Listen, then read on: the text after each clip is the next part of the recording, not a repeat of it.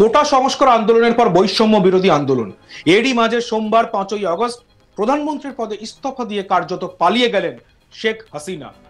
দিদি শেখ রিহানাকে নিয়ে তিনি হেলিকপ্টারে করে কোনো এক অজানা গন্তব্যে পাড়ি দেন।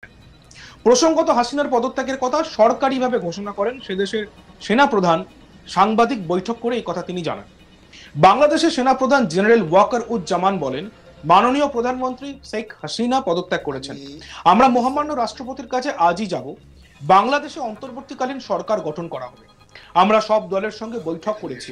সেই বৈঠকে আওয়ামী লীগের কেউ ছিল না, ছিল বিএনপি, জামাত ও জাতীয় দল। সব হত্যার বিচার হবে। এই পরিস্থিতি আমরা নিয়ন্ত্রণে আনতে পারবো। সেনাবাহিনী কোনো গোলাগুলি চালাবে না। কোনো জরুরি অবস্থার প্রয়োজন নেই। আমরা একটা সুন্দর পরিবেশের দিকে যাচ্ছি। আমাদের দু একদিন সময় দিতে হবে। এখন ছাত্রদের কাজ হলো শান্ত হওয়া, আমাদের সাহায্য করা। আমরা শুনে নেব জেনারেল ওয়াকারুজ্জামান, সেনাপ্রধান বাংলাদেশ, তিনি সাংবাদিক বৈঠক করে কি জানিয়েছেন। আমি সমস্ত রাজনৈতিক দলের নেতৃবৃন্দকে এখানে আমন্ত্রণ করেছিলাম। ওনারা এখানে এসেছেন। আমরা একটা সুন্দর আলোচনা করেছি। সেখানে আমরা সিদ্ধান্ত নিয়েছি যে একটা ইন্টারিম গভর্নমেন্ট আমরা ফর্ম করব এবং ইন্টারিম গভর্নমেন্টের মাধ্যমে এদেশের সমস্ত কার্যকলাপ চলবে। আমরা এখন মহামান্য রাষ্ট্রপতির কাছে যাব যে এই ইন্টারিম গভর্নমেন্ট ফর্মের ব্যাপারে ওনার সাথে আলোচনা করে আমরা একটা ইন্টারিম গভর্নমেন্ট ফর্ম করে দেশ পরিচালনা করব। আমি আপনাদের কথা দিচ্ছি, সমস্ত হত্যা, সমস্ত অন্যায়ের বিচার আমরা করব। আপনারা সেনাবাহিনীর প্রতি আস্থা রাখেন, সশস্ত্র বাহিনীর প্রতি আস্থা রাখেন। আমি সমস্ত দায়িত্ব নিচ্ছি। আপনাদের জানমাল এবং আপনাদেরকে আমি কথা দিচ্ছি যে আপনারা আশাহত হবেন না। সেনাপ্রধান দাবি করেছেন, সোমবার সকালেই বাংলাদেশের এই পরিস্থিতি নিয়ে জরুরি বৈঠক হয়। দেশের রাষ্ট্রপতির সঙ্গে এই বৈঠকে ছিলেন প্রাক্তন প্রধানমন্ত্রী শেখ হাসিনা এবং সেনাপ্রধানরাও সেই বৈঠকে ছিলেন। সেখানেই নাকি নিজের ইস্তফার কথা জানান হাসিনা। এদিকে বেলা যত গড়াতে থাকে, আন্দোলনকারীরা লং মার্চ শুরু করেন প্রধানমন্ত্রীর সরকারি বাসভবন গণভবনের দিকে। সেই লং মার্চ গণভবনে ঢোকার আগেই জল্পনা ছড়িয়ে পড়ে যে হেলিকপ্টারে করে দেশ ছেড়ে পালিয়েছেন শেখ হাসিনা। পরে হেলিকপ্টারে করে হাসিনার গণভবন ছেড়ে যাওয়ার ভিডিও ভাইরাল হয়। বাংলাদেশে হিংসার পরিপ্রেক্ষিতে ভারত সরকার ভারতীয় নাগরিকদের প্রতিবেশী দেশে ভ্রমণ না করার জন্য একটি অ্যাডভাইজারি জারি করেছে। বাংলাদেশে উপস্থিত সকল ভারতীয় নাগরিককে অত্যন্ত সতর্কতা অবলম্বন করে চলার পরামর্শ দেওয়া হয়েছে। তাদের চলাচল সীমিত করা এবং তাদের জরুরি ফোন নম্বরের মাধ্যমে ঢাকায় ভারতীয় হাই কমিশনের সঙ্গে যোগাযোগ রাখার পরামর্শ দেওয়া হয়েছে। এছাড়া সরকারের জন্য একটি হেল্পলাইন নম্বরও চালু করা হয়েছে। হাসিনা যাওয়ার আগে একটি ভাষণ রেকর্ড করে যেতে চেয়েছিলেন, তবে তিনি সেই সুযোগ পাননি। ক্ষমতায় টিকে থাকতে হাসিনা একদিনে 100 মানুষকে হত্যা করেছে, এমনই অভিযোগ উঠেছে। রবিবার 4 আগস্ট থেকে বাংলাদেশ জুড়ে অসহযোগ আন্দোলনের ডাক দিয়েছিল বৈষম্য বিরোধী আন্দোলনকারীরা। রবিবার সকাল থেকে আন্দোলনকারীদের সঙ্গে দফায় দফায় সংঘর্ষ হয় পুলিশের। এই সংঘর্ষে প্রায় 97 জনের মৃত্যু হয়। এছাড়া থানায় অগ্নিসংযোগ ও বাস পুড়িয়ে দেওয়ার ঘটনাও সামনে এসেছে। এই পরিস্থিতিতে রবিবার স্থানীয় সময় সন্ধ্যা 6টা থেকে দেশ জুড়ে অনির্দিষ্টকালের জন্য কারফিউ জারি করেছিল প্রাক্তন প্রধানমন্ত্রী হাসিনা সরকার। এদিকে রবিবার থেকেই বাংলাদেশে হোয়াটসঅ্যাপ, ফেসবুক, ইনস্টাগ্রাম, ইউটিউব, টিকটকের উপর নিষেধাজ্ঞা জারি করা হয়। এই পরিস্থিতিতে নতুন করে অগ্নিগর্ভ পরিস্থিতি তৈরি হয়েছিল বাংলাদেশ জুড়ে।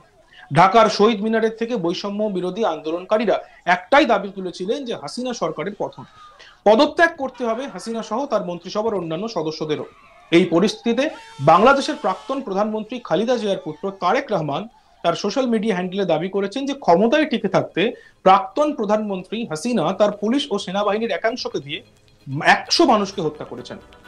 দেশের এই উত্তাল পরিস্থিতিতে তার বার্তা, দেশবাসীকে ছাত্রদের ডাকে সাড়া দিয়ে রাজপথে নেমে আসার আহ্বান। তিনি বলেছেন, প্রিয় দেশবাসী, ছাত্রদের ডাকে সাড়া দিয়ে যার যা কিছু আছে তাই নিয়ে রাজপথে নেমে আসুন, প্রতিরোধ গড়ে তুলুন। সেনাবাহিনীর প্রতি আমার আহ্বান, দেশপ্রেমিক শব্দটির মর্যাদা রক্ষা করে ব্যারাকে ফিরে যান। কি বলেছেন খালেদা জিয়ার পুত্র তারেক রহমান, আসুন আমরা শুনি। স্বাধীনতা প্রিয় ছাত্র জনতা, বাংলাদেশের গণতান্ত্রিকামী ছাত্র ছাত্রী ভাই বোনেরা, আসসালামু আলাইকুম। গণহত্যাকারী খুনি হাসিনার পদত্যাগের দাবিতে এই মুহূর্তে উত্তাল হয়ে উঠেছে বাংলাদেশ। ছাত্র জনতার এই বিপ্লব ঠেকাতে খুনি হাসিনা ছাত্র জনতার বিরুদ্ধে পুলিশ, বিজেপি, সেনাবাহিনীর একটি অংশকে লেলিয়ে দিয়েছে। খুনি হাসিনার নির্দেশে পুলিশ, বিজেপি, সেনাবাহিনীর একটি অংশ ছাত্রছাত্রী জনতাকে হত্যা করে লাশের বন্যা বইয়ে দিয়েছে। যে মুহূর্তে আমি আপনাদের সামনে এই বক্তব্য রাখছি, যতটুকু আমি দেশের বিভিন্ন জায়গা থেকে জানতে পেরেছি, এরই ভেতরে আজকের এই দিনে তার নিজের ক্ষমতা টিকিয়ে রাখতে জন্য শেখ হাসিনা এরই ভেতরে প্রায় 100 মানুষকে সে হত্যা করেছে। পুলিশ, বিজিবি, সেনাবাহিনীর একটি অংশের বন্দুকের নলের উপরে ভর করে খুনি হাসিনা ক্ষমতা আঁকড়ে রেখেছে। পুলিশ, বিজিবি, সেনাবাহিনীকে বলবো, খুনি হাসিনাকে রক্ষায় ছাত্র জনতার বুকে গুলি করা অবিলম্বে বন্ধ করুন। আপনারা কাদের বুকে গুলি করছেন? এরা তো আপনাদেরই ভাই, বোন, সন্তান, স্বজন। খুনি হাসিনাকে রক্ষা করতে গিয়ে নিজেদেরকে দয়া করে গণশত্রুতে পরিণত করবেন না। বিশেষ করে আমি সেনাবাহিনীর ভাইদেরকে বলবো, সেনা পরিবারের একজন সদস্য হিসাবে আমি সেনাবাহিনীর কাছে আহ্বান জানাবো যে বাংলাদেশের জনগণ আপনাদের নামের সাথে সবসময় দেশপ্রেমিক শব্দটি ব্যবহার করে। নিশ্চয়ই আপনারা সেই শব্দটির মর্যাদা রক্ষা করবেন জনগণের কাতারে থেকে, দেশের পক্ষে থেকে। কোনো ব্যক্তির পক্ষ বা কোনো বিশেষ দলের পক্ষে আপনারা থাকবেন না। অবিলম্বে সেনাবাহিনীকে অনুরোধ করব, ব্যারাকে ফিরে যান। প্রিয় দেশবাসী, আমাদের সন্তান স্বজনদেরকে সারা দেশে রাজপথে পাখির মতন গুলি করে হত্যা করা হচ্ছে। অবৈধ ক্ষমতা ধরে রাখতে খুনি হাসিনা গণহত্যা চালাচ্ছে। গণহত্যাকারী খুনি হাসিনার কবল থেকে জনগণকে বাঁচাতে বৈষম্য বিরোধী ছাত্র আন্দোলন খুনি হাসিনার পদত্যাগের দাবিতে জীবন বাজি রেখে আন্দোলন চালিয়ে যাচ্ছে। অসহযোগ আন্দোলনের পাশাপাশি বৈষম্য বিরোধী ছাত্র আন্দোলন নতুন কর্মসূচি ঘোষণা করেছে আগামীকাল। বৈষম্য বিরোধী ছাত্র আন্দোলনের দাবি বর্তমানে সমগ্র বাংলাদেশের সকল মানুষের দাবি। এই দাবি জাতীয় দাবিতে পরিণত হয়েছে। অভিভাবক হিসাবে আমরা আর কেউ ঘরে বসে থাকতে পারি না। আমি বাংলাদেশ জাতীয়তাবাদী দল বিএনপি সহ বাংলাদেশের পক্ষের প্রতিটি গণতান্ত্রিক রাজনৈতিক দল, প্রতিটি শ্রেণী পেশার মানুষ, প্রত্যেক সচেতন অভিভাবকের প্রতি আমার বিনীত আহ্বান, আজ আপনি ঘর থেকে যদি বেরিয়ে না আসেন তাহলে খুনি হাসিনা এই গণহত্যা বন্ধ করবে না। আজ এই লাশের মিছিল দীর্ঘ থেকে দীর্ঘতর হবে। অভিভাবক সকলের প্রতি আমার বিনীত আহ্বান, আপনারা দলে দলে রাজপথে নেমে আসুন। বৈষম্য বিরোধী ছাত্র আন্দোলন ঘোষিত কর্মসূচি সর্বাত্মকভাবে সফল করুন। যা কিছু আছে। দেখতে থাকুন আজ তাক বাংলা, সাবস্ক্রাইব করতে ভুলবেন না।